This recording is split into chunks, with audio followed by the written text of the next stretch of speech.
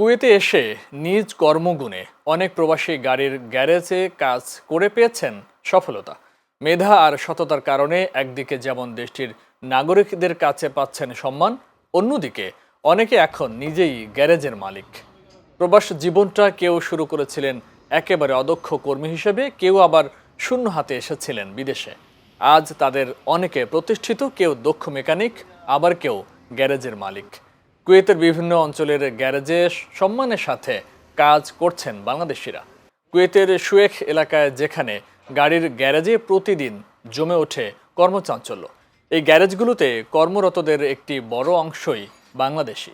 একসময় যারা শূন্য হাতে কুয়েতে এসেছিলেন, এখন তারা সাফল্যের আলোয় আলোকিত। কুয়েতে প্রথম যে সময় আসলাম, তো আমি প্রথম চাকরি করছি।